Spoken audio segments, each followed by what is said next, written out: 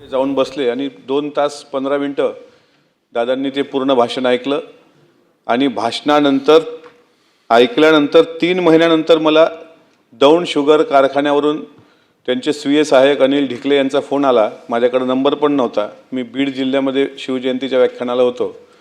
त्यावेळेस दादांनी म्हटलं, मी 3 महिन्यापूर्वी तुमचं बारामतीला व्याख्यान ऐकलं, संभाजी महाराजांवर खूप चांगलं बोललात तुम्ही, तुम्हाला कधी मुंबईला येता आलं तर या आणि मला पक्ष कार्यालयात भेटा।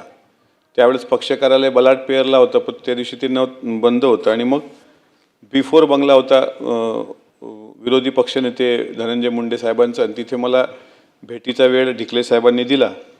आणि त्यानंतर त्यांनी मला विचारलं की तुम्ही काम करणार का? मी म्हटलं हो, आमच्या पक्षात येणार का? दादा, माझा काही राजकारणाशी संबंध नाही, पण तुम्हाला पाहायला भेटलं हेच माझं सौभाग्य समजतो। त्यामुळे तुमचं येत असाल तर तुम्हाला आम्ही पक्षात जबाबदारी देऊ।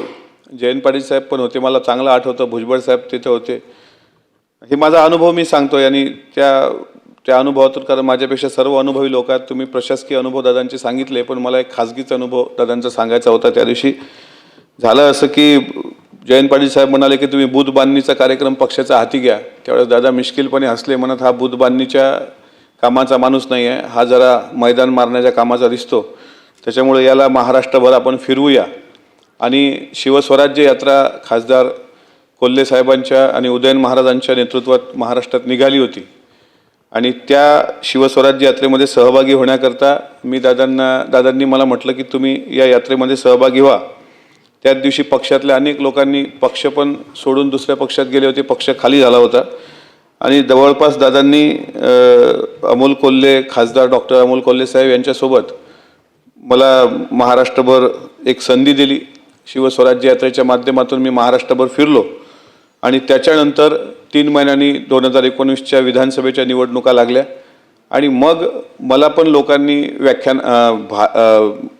प्रचार सभेच्या निमित्तानं मागणी केली आणि मग आमच्या पक्षाच्या बरेच आमदार निवडून आले, महाराष्ट्र गाजवता आला, दादांसोबत फिरता आलं, प्रत्येकाच्या सभेला जाता आलं आणि 68 सभा, जीवनात कधी एसटी प्रवास न करणारा, म्हणजे फार कमी करणारा मी व्यक्ती, 68 सभा 2019ला मला मिळाल्या विधानसभेच्या। त्यावेळेस दादांनी पक्षाचा प्रचार करायला मला पहिल्यांदा हेलिकॉप्टरची व्यवस्था करून दिली आणि हेलिकॉप्टरमध्ये मी आणि जयंत पाटील साहेब यांनी पूर्ण महाराष्ट्र पिंजून काढला।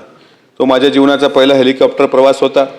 पराभवानंतर एक रमेश थोरात, दौंडचे विधानसभेचे सन्माननीय माजी सदस्य, त्यांचा 650 मतांनी पराभव झाला होता आणि कार्यकर्त्यांनी एक पराभवाचा मेळावा घेतल्यानंतर दादांनी म्हटलं की एखादी सभा जर धनंजय मुंडे साहेबांची किंवा दादांची किंवा कोल्हे साहेबांची झाली असती तर ते 700 मताचा फरक निघाला असता। तर कार्यकर्त्यांनी म्हटलं